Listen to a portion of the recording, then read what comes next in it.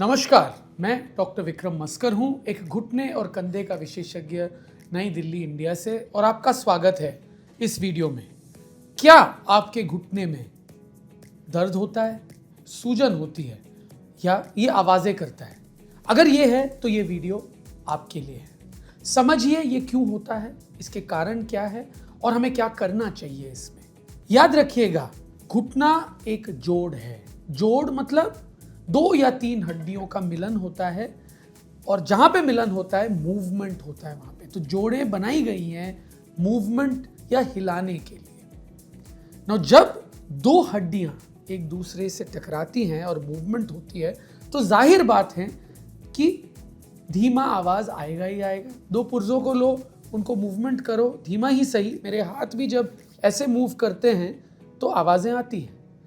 तो नॉर्मल आवाजें, धीमी गति की आवाज़ें जिनमें दर्द नहीं हो, जिनमें कोई सूजन नहीं हो, ये वास्तविक तौर पे नॉर्मल होती है। पर अगर ये आवाज़ें ज़रूरत से ज़्यादा लाउड हो या दर्द और सूजन के साथ एसोसिएटेड हो तो इनको नज़रअंदाज नहीं करना चाहिए।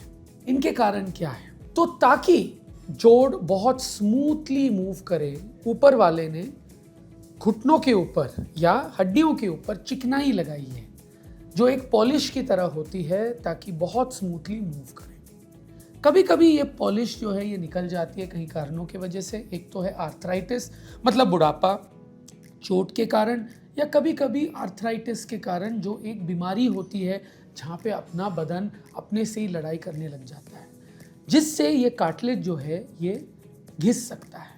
और जिससे जब ये घिसा हुआ है, आप सोचिए 2 पत्थरों को लीजिए जो बहुत ही रफ है, उनको रब करिए, आवाज़ें ज़्यादा आएंगी, तो आवाज़ें उसकी वजह से हो सकती है। उसके अलावा अगर मेनिस्कस मतलब घुटने की गद्दी, जो ऊपर वाली हड्डी और नीचे वाली हड्डी के बीच में शॉक अब्जॉर्बर है, अगर वो टूटा हुआ है तो वो भी फंसने के वजह से आवाज़ें क्रिएट कर सकता है।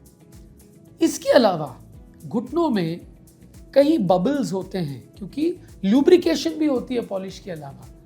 ये लुब्रिकेशन में नाइट्रोजन बबल्स होती है। नाइट्रोजन एक गैस होती है जो हमारे वातावरण में है और सबसे ज़्यादा दिखने वाली या होने वाली गैस है, ऑक्सीजन से भी ज़्यादा 78% होती है हमारे वातावरण में। तो घुटने के लुब्रिकेशन में भी ये नाइट्रोजन बबल्स होते हैं। जब ये फोड़ते हैं अंदर तो आवाज़ें करती है। तो यही वाली चीज़ जो आपने देखी होगी, हाथ को ऐसे ऐसे करके आवाज़ें नहीं आती, वैसे ही घुटने में भी वो आवाज़ें आती हैं। पर अगर ये दर्द के साथ एसोसिएटेड है और सूजन के साथ एसोसिएटेड है, मोस्ट प्रोबेबली ये मेनिस्कस का प्रॉब्लम है या घुटने के घिसने का प्रॉब्लम है या आर्थराइटिस का प्रॉब्लम है। और ये दर्द क्यों पैदा करता है? क्योंकि जब 2 रफ सर्फेसेस रब करने लग जाए, जैसे चिकनाई खत्म होने लग जाती है, हड्डी हड्डी से टकराता है और हड्डी में नसें होती हैं जिसकी वजह से दर्द होता है। चिकनाई में कोई नसें नहीं होती, तो चिकनाई में कोई फीलिंग ही नहीं होती जब वो रगड़ खाती है। पर जब हड्डी रगड़ खाता है तो दर्द होने लग जाता है ना। जब रगड़ खाते हैं 2 रफ सरफेसेस तो क्या होगा? धूल भी उठेगी।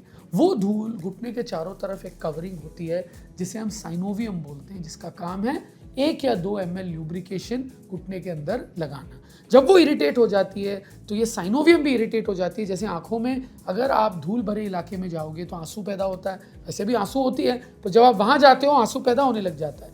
वैसे ही घुटने के आंसू, जिसे हम ल्यूब्रिकेशन बोलते हैं, ज़रूरत से ज़्यादा पैदा होती है आर्थराइटिस में और मेनिस्कस टेयर्स में, जिसकी वजह से दर्द हो सकता है, आवाज़ें आ सकती है और सूजन हो सकती है।